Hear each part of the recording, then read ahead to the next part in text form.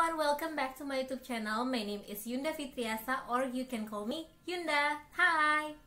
Jadi di video kali ini aku akan ngobrol sama kalian tentang sesuatu hal yang selama ini sering ditanya juga ke aku dari DM di Instagram. Dan ini membutuhkan waktu yang lama untuk akhirnya aku mau bikin video ini. Jadi aku akan kasih tahu kalian gimana sih sebenarnya kehidupan menjadi pramugari itu, dibalik semua keglamoran yang kalian lihat di Instagram atau yang kalian lihat dimanapun. Jadi tujuan video ini, intention aku itu cuma mau kasih lihat kalian kalau memang setiap profession itu pasti ada ups and downs-nya. Jadi nggak selamanya selalu happy, selalu bahagia. Pasti ada dua sisi yang bisa membuat kalian berpikir nanti kalau ke depannya itu kalian harus siap secara fisikal dan juga mentally kalau misalnya nanti kalian udah dapet pekerjaan menjadi cabin crew, untuk membangkitkan semangat kalian dan kalian sebelum akhirnya pindah ke suatu negara untuk bergabung dengan airline tujuan kalian sudah siap lahir dan batin. Oke, sekarang kita langsung aja mulai ke videonya.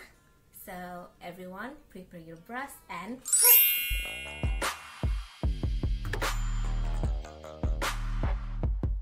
pertama-tama yang aku akan bicarakan di sini adalah persiapan kalian secara mental saat kalian decided that you want to work in another country. Jadi kalian harus udah punya mindset kalau di sana nanti akan ada yang namanya culture yang totally different from your own country. Jadi jangan sampai kalian mengalami culture shock. Jujur aja, sebagaimanapun aku waktu itu udah mempersiapkan diri, aku juga sempat mengalami yang namanya culture shock di saat waktu aku baru pindah ke Dubai. Dan itu adalah salah satu hal yang tidak bisa dihindari. Dan kalau misalnya ditanya gimana sih kak bekerja dengan situasi dimana cabin crew-nya itu berbagai macam latar belakang dan juga berbagai macam negara asal, itu memang sedikit enggaknya mempengaruhi kita saat nanti kita kerja. Dan di salah satu sisi lagi kita jadi bisa teamwork dengan orang yang dari berbagai macam latar belakang yang kita nggak pernah tahu kalau kita bisa lakuin itu. Contohnya gini, waktu lagi di on board, jadi kita tuh kadang-kadang mungkin ya ada beberapa hal yang mereka anggap itu adalah bercandaan yang biasa, tapi menurut kita itu kayak agak sedikit menyinggung. Itu adalah hal-hal yang kalian harus siap secara mental. Bukan maksudnya mungkin mereka untuk menyudutkan kalian atau gimana, tapi kadang-kadang persepsi kita dengan latar belakang negara Indonesia dan juga mereka yang dengan latar belakang negara berbeda, mungkin budayanya memang berbeda. Di situ kita harus bisa menyikapi dengan secara dewasa, dan kalau memang itu sangat menyinggung, kita bisa bilang sama orang tersebut kalau itu sangat kurang enak gitu buat diri kita. Jadi kalau bisa, kalau kamu bisa nggak untuk tidak bicara seperti itu gitu. Nah, selanjutnya itu adalah seringkali aku ditanyain berapa lama sih kakak tidur sebelum flight, terus gimana cara mengatur pola tidur. Tidur adalah salah satu hal yang sangat-sangat berharga saat aku bekerja menjadi pramugari. Jadi tuh misalnya kalau kita sebelum flight, kita dikasih waktu untuk reporting time-nya atau check-in-nya itu 2 jam sebelum flight time-nya gitu. Nah, jadi misalnya nih kita dikasih schedule-nya itu terbang jam 6 pagi, berarti jam 4 udah harus sampai di headquarter atau di office-nya untuk check-in, terus abis itu briefing sampai akhirnya kita masuk ke aircraft, dan nanti akhirnya menjalani semua security search dan list yang harus dilakukan oleh cabin crew sampai akhirnya penumpang masuk. Dan setelah boarding selesai, akhirnya pintu ditutup, baru kita mulai flight time-nya. Nah, di situ aku biasanya selalu berpikiran dimanapun aku berada, jam berapapun saat itu di Dubai, misalnya aku lagi di negara yang lain, aku tetap berpatokan sama jam kapan aku terbang. Misalnya aku tadi akan terbang jam 6 pagi waktu New York misalnya, berarti aku harus tidur paling enggak 2 atau 4 jam sebelum reporting time atau wake up call aku gitu. Jadi kalau misalnya jam 6, aku paling enggak harus tidur sekitar 2 jaman gitu, dan itu sebelum waktunya wake up call aku selalu berusaha seperti itu supaya aku ngerasa aku well prepared sebelum aku akhirnya terbang, dan aku juga punya energi untuk ngelakuin flightnya gitu. Dan kalau untuk penerbangan yang di atas 9 jam, kita disediakan namanya CRC atau cabin crew rest compartment. Jadi di situ, di dalam situ nanti kita ada kayak crew bunk gitu. Nah, nanti kita bisa tidur di dalam situ gitu. Susah untuk tidur atau enggak? Awalnya mungkin susah, tapi lama-lama akan terbiasa kok gitu. Jadi nggak usah terlalu dipikirin nanti aku nggak bisa tidur kah di tempat kecil seperti itu. Nanti as the time goes by, everything will be okay for you. Jadi kadang-kadang kalau misalnya tanya kalau turbulence gimana, kan di dalam crew bunk itu nanti takut jatuh apa gimana, kita ada seat beltnya. Saya bunk beltnya itu, jadi kalau misalnya kita tidur, insya Allah akan tetap aman. Gitu. Nah, sekarang aku masuk ke dalam part dimana ini adalah menurut aku part yang mungkin jarang banget orang akan bicarain di video-video mereka gitu ya. Aku juga sebenarnya deg-degan sih untuk mention tentang hal ini, tapi okay. Everything you saw on my Instagram or other cabin crew Instagram, maybe you didn't notice that is something's going on behind those pictures gitu loh. Jadi kayak apa yang kalian lihat di Instagram, apa yang kalian lihat di video, mungkin kayak apa namanya, oh my god, she has a wonderful life, kayak traveling to this country and to the next country in no time, kayak gitu-gitu. Emang kayak glamorous life. Ya, aku harus bilang itu wonderful life banget waktu aku kerja menjadi cabin crew. I wouldn't regret anything about it gitu loh. Jadi aku ngerasa kayak aku dengan experience aku selama di Emirates, aku bersyukur banget, dan aku sangat-sangat selalu mensupport kalian kalau kalian tetap mau jadi cabin crew gitu. Tapi di balik semua itu memang ada satu hal yang mungkin orang lain nggak akan tahu gitu. Nah, jadi ini adalah satu sisi yang mungkin nggak sering dibicarakan.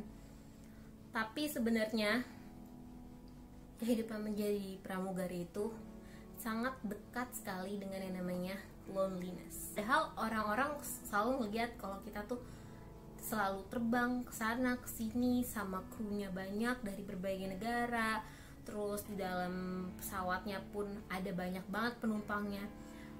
Iya, waktu aku pertama-tama join aku masih kayak wow excited gitu kan, terus banyak orang gitu, aku kayak masih kayak happy gitu.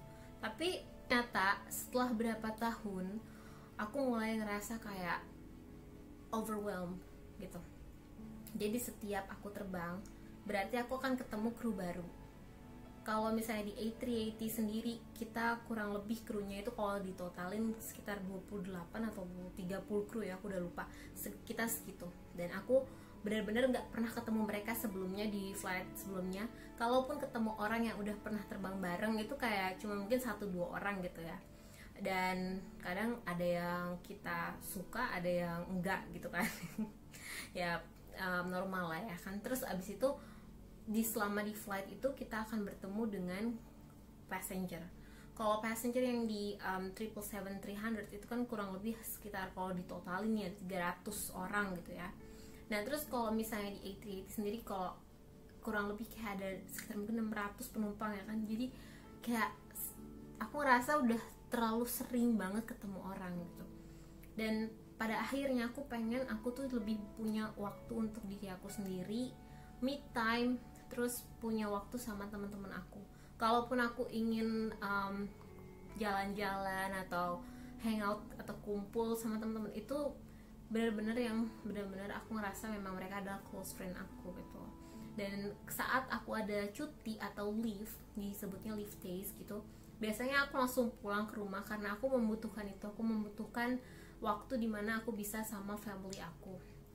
Dan asal kalian tahu, saat kita tuh ada di layover atau semuanya itu, kita tuh kalau aku sendiri ya, jadi setelah terbang berapa lama aku lebih prefer aku lagi di dalam kamar, terus aku kayak punya me time dan dengerin musik aja gitu sambil nonton. Itu hal-hal yang sederhana kayak gitu kadang-kadang itu buat aku begitu berharga, karena kerjaan itu bener-bener bisa membuat kita tuh kadang-kadang kurang waktu untuk manjain diri kita sendiri gitu. Dan belum lagi kalau misalnya kita cuman ada one day off in between, atau sometimes kita nggak dapet day off di tengah-tengah kerjaan kita dengan legal time-nya tuh oke untuk kita dapat flight berikutnya. Kalau udah kayak gitu udah capek banget. Jadi kadang-kadang juga suka ada yang nanya sama aku, Kak Yunda baik banget ya dijawab message-nya gitu di DM di Instagram. Mungkin situasinya gini, aku sebenarnya bukan bilang teman-teman yang lain yang jadi kru itu sombong, bukan. Tapi mereka memang sibuk, dan saat mereka punya waktu day off, mereka pengen bener-bener situasinya itu bener-bener buat me time buat dirinya mereka sendiri gitu, pengen istirahat.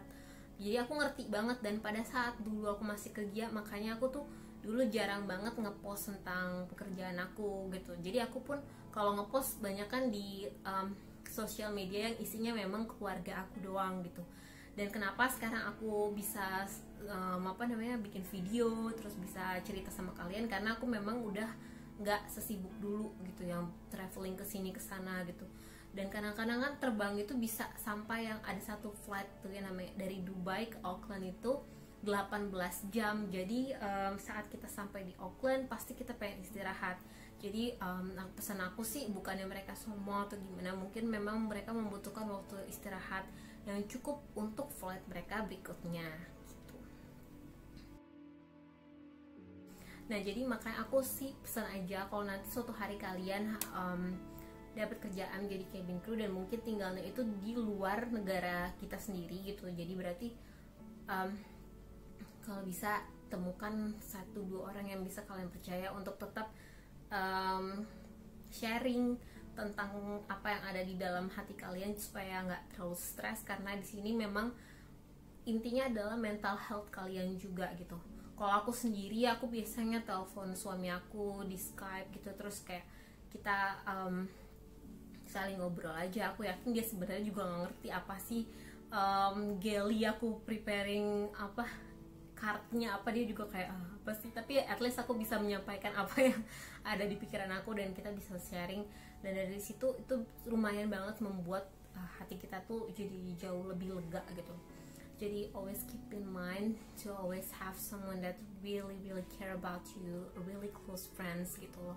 Jadi supaya kalian juga tetap semangat saat kalian nanti kerja, karena itu memang sangat-sangat memungkinkan banget di situasi dimana kalian tuh ngerasa kayak aduh aku stres banget nih dengan kerjaan itu, pasti ada gitu. Mungkin kalian sekarang pada fase dimana kalian kayak gak mungkin lah aku bakalan bahagia banget dapet kerja itu, tapi nanti setelah berapa lama terbang pasti akan ada fase dimana capek atau segala macamnya. Karena aku bilang setiap profesi itu pasti ada ups and downs-nya. Oke guys, jadi kurang lebih seperti itu yang aku bisa sampaikan di video kita kali ini.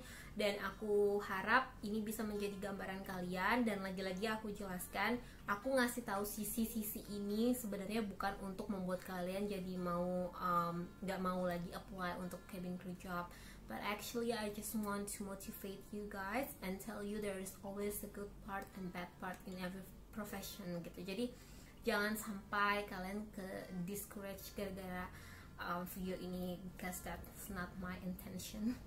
Jadi ya udah, pokoknya intinya good luck dan semoga video ini membantu. Lagi-lagi tujuan aku bikin video-video ini adalah untuk membantu kalian semuanya, memotivasi kalian, dan supaya kalian nanti kedepannya saat setelah interview dan akhirnya kalian bisa mendapatkan pekerjaan ini, kalian udah well prepared. Okay guys, thank you for watching and see you next time. Bye bye.